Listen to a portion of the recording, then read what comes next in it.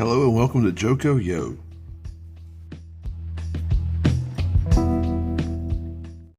Now, I wouldn't exactly call it a hotbed of sci-fi actors and activity, but the area in central North Carolina does have its share of sci-fi actors, including the main character of one of the most famous, or maybe should I say, infamous sci-fi movies in history. I mean, some will know that actor Frankie Muniz, who played Malcolm in Malcolm in the Middle, maybe some of y'all know that he grew up in Nightdale. That's kind of cool. I mean, it's not sci-fi, but still pretty cool. Amy Sedaris. I will always see Amy Sedaris for some reason. I knew that she was an actress before this movie, but I will always see her as the receptionist in Elf. Watch that movie every year. Well, Amy Sedaris and her brother David, who I've read several of his books, they're award-winning actress, award-winning writer, respectively. They grew up in Raleigh. That's kind of cool. Christian LeBlanc. You may not know who this person is. Born in Fort Bragg. Well, he was on the soap opera The Young and the Restless for quite a while. And he's the cousin of a guy named Matt LeBlanc who played Joey in Friends. That's how I know him. A guy named Randy Boone was also born in Fayetteville years ago, and he later was a large part of the TV Western whole genre. He was in The Virginian as Randy Benton for 2 seasons and other ones as well. Liz Vassy, she was born in Raleigh. She was on the soap All My Children for a while, and she was also on 2.5 Men and one of the CSI shows. I don't know which one it was. Award-winning Beth Lavelle has been all over Broadway and TV for years. She was born in Raleigh. Aubrey Dollar, Colin Frickies, both of Raleigh.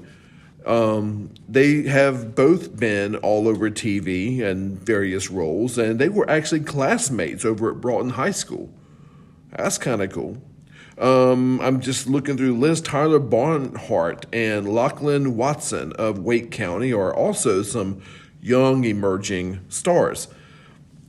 Then there's Peyton Reed. Now, this starts to make me really, really excited. Peyton Reed, not an actor. Directing is sort of his thing. Maybe you've seen some of his work. He was the director of Bring It On, that cheerleading movie from way back.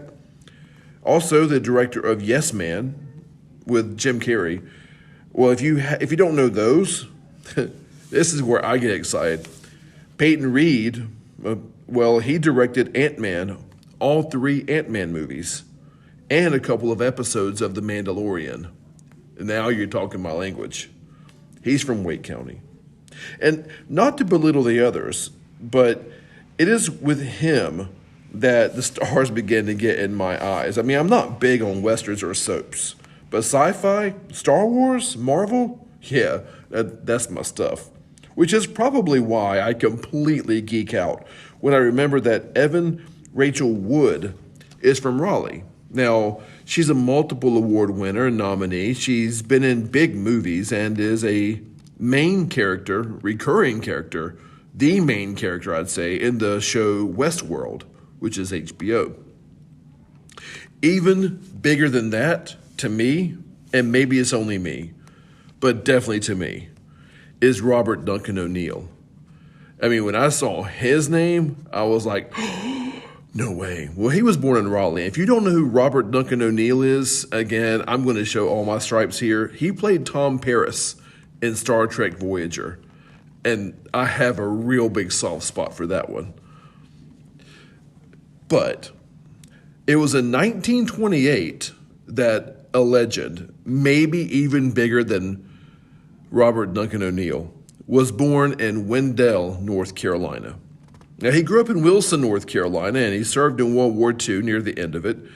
His name was Bernard Maddox. Now, you've never heard that name. You've got to be looking for the name. But his name is Bernard Maddox, and he was destined for stardom. Again, you never heard of him, have you? Well, while serving in the Army, he was discovered, and he just happened to get picked to portray a Marine Corps instructor in a movie called Battle Cry.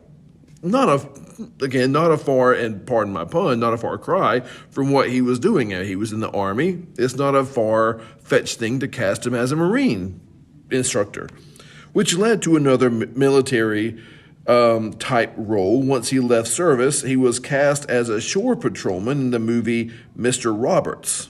Now, if you like old movies, you might know that one. That was a pretty big break, as it starred Henry Fonda, James Cagney, Jack Lemmon. Well, Bernard Maddox was in that too. Hey, he's from Wendell and Wilson.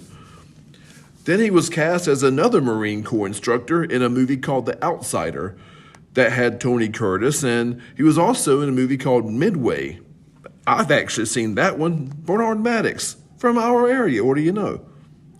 He was in westerns throughout, both in movies and TV, in the 50s and 60s, from the film Red Skies of Montana to Bonanza. Yep, he was in that one too. Maverick, The Rifleman, Rawhide.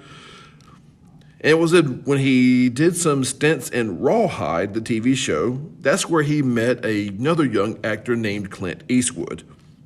And he struck up a friendship, or if not a friendship, at least a long-lasting collaboration, which led to his being in Eastwood's movie Every Which Way But Loose. I remember seeing that one. That's the one with the orangutan, Right Turn Clyde. Well, he was in this movie, along with other Clint Eastwood movies. He was on Perry Mason, Dallas, Murder, She Wrote, Alice, Land of the Lost, that wonderful Saturday morning staple of my youth.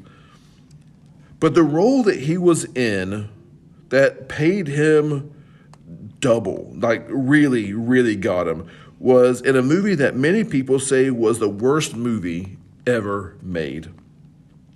Even he said that the movie was, and I'll quote you here, quote him, absolute gibberish. That's his own words.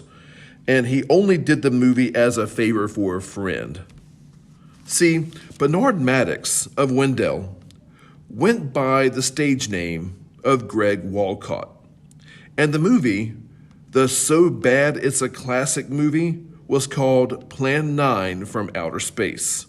It was so bad that there was a movie about how bad the movie was, and how the director, Ed Wood, was just plain off.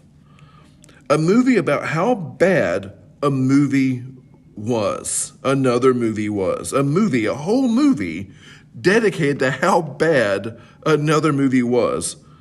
And Bernard Maddox, Greg Walcott, well, he got to be the star. He also made a cameo in this movie that was the movie that was about how bad the movie that he was in was. Well, the movie was called Ed Wood, and that starred Johnny Depp. He was in that one too. So he was in the movie that was so bad that a movie was made, and he was in the movie about how bad the movie was made that he was in. Anyway, later in life, Walcott was interviewed about the movie, the original, the Plan 9 from Outer Space. He was interviewed about that movie in the LA Times, in which he said, well, I guess it's better to be remembered for something than for nothing, don't you think? Wow, high praise. There were lots of sci-fi stinkers of the 50s and 60s, but rarely did the lead actor, in this case Greg Walcott of Wendell, say about the director and movie, again, I quote, Ed, the director, had such poor taste and was just undisciplined. If he had, okay, let me stop for a second. Profanity is coming, but it's not terrible. But Greg Walcott says this of Ed Wood. Ed had poor taste and was undisciplined. If he had $10 million, Plan 9 would still have been a piece of tasteless shit. He had no genius, his only concern was just making his next film. It looked like they shot the thing in a kitchen, and it was the worst film of all time, coming from the lead actor.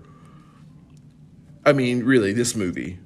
If you've not seen it, I don't even know what to say about it. I don't even know how I saw it. I know I've seen it. I don't know why or how I saw it. It has alien invasions, zombies, a nuclear apocalypse, vampires, and somehow they tried to connect every one of these sci-fi staples. You can see in the movie, you can see strings holding up flying saucers. You can see shadows from the recording equipment. And there were wardrobe malfunctions in which a person's shirt came off and no one really noticed. You can see an actor reading the script in the movie. That's how bad it was. Greg Walcott, born Bernard Maddox in Wendell, raised in Wilson, also spent time in the worst movie ever made. On the flip side, how many actors are in sci-fi movies and are still remembered 60 years later? Guess you're looking at that. I wonder if I will still remember Lieutenant Tom Paris of the USS Voyager in 60 years. Anyway.